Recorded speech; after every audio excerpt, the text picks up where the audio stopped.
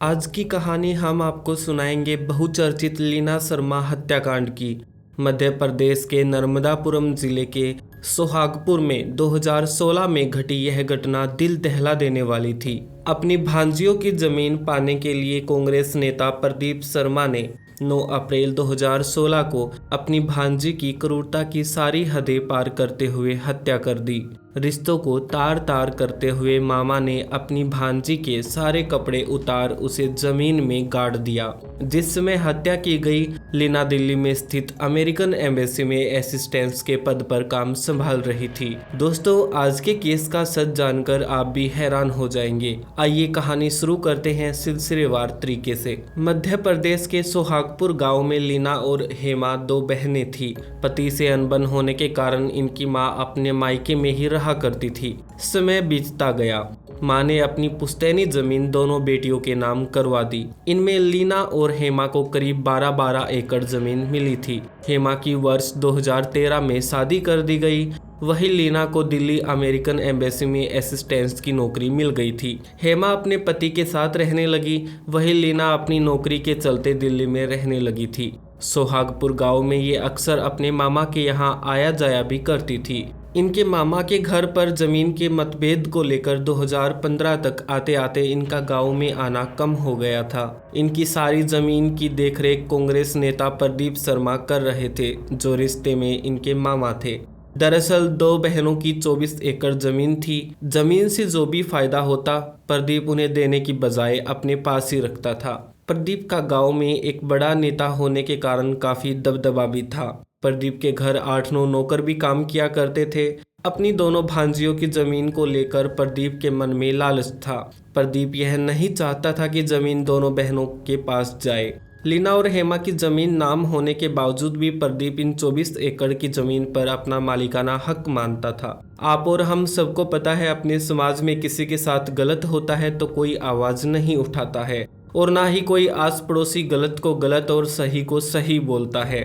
समय आता है अप्रैल 2016 का। लीना फैसला लेती है वह अपनी मां की पुश्तैनी जमीन को बेचकर जयपुर में शिफ्ट हो जाएगी और वहीं पर अपना कोई बिजनेस शुरू करेगी।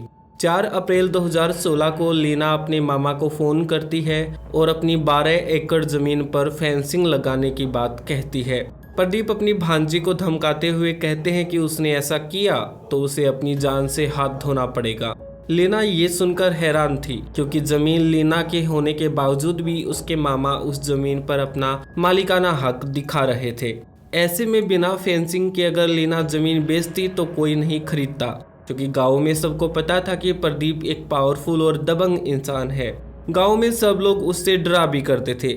लीना अपनी जमीन नहीं छोड़ सकती थी। वह फैसला लेती है कि वह गांव में जाएगी और अपनी 12 एकड़ जमीन की फेंसिंग करवाएगी, यानी कि वो चारों तरफ कटीली तारें लगवाएंगी। लीना ने यह बात कोर्ट में रखी। जमीन का सीमांकन करवाने पर पता चला कि जमीन लीना की है। सीमांकन की कॉपी लेने के बाद लीना पुलिस स्टेशन गई और अपनी सारी बात रखी। वहीं थाना प्रभारी ने कहा कि आप फेंसिंग करवाओ और अगर कोई बात होती है तो उन्हें फ़ोन करके इसकी जानकारी दे, वह तुरंत वहां पर पहुंच जाएंगे।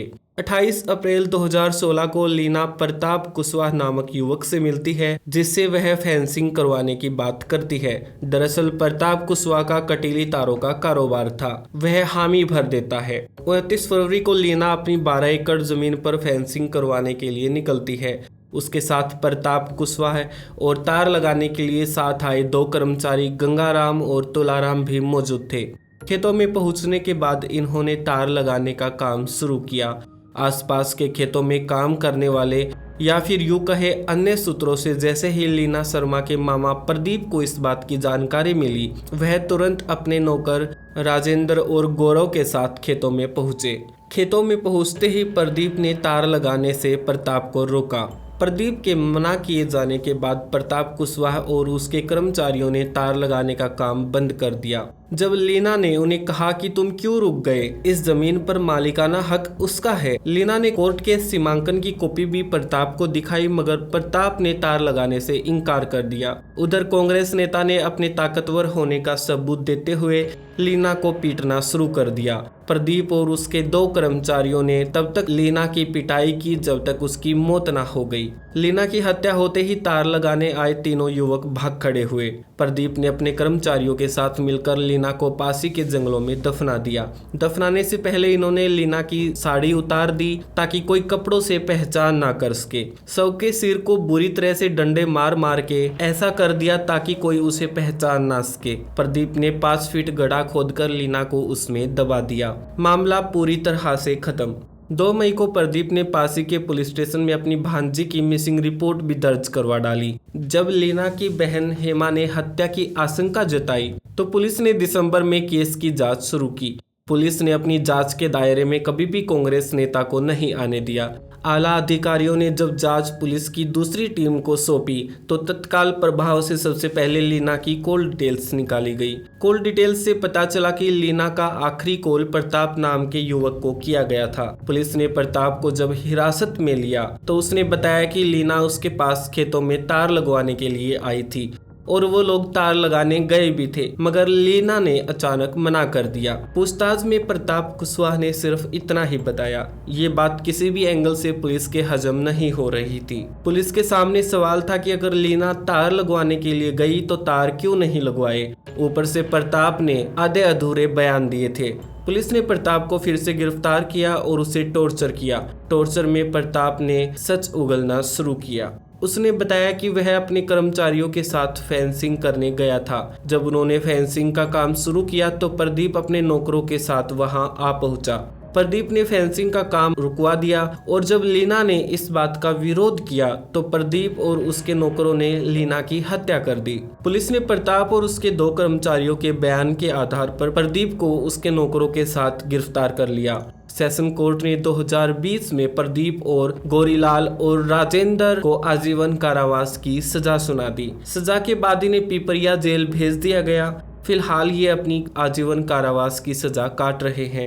ये सच्ची घटना आपको कैसी लगी हमें कमेंट करके जरूर बताइएगा। फिर मिलते हैं एक न्यू केस के साथ, तब तक के लिए बाय।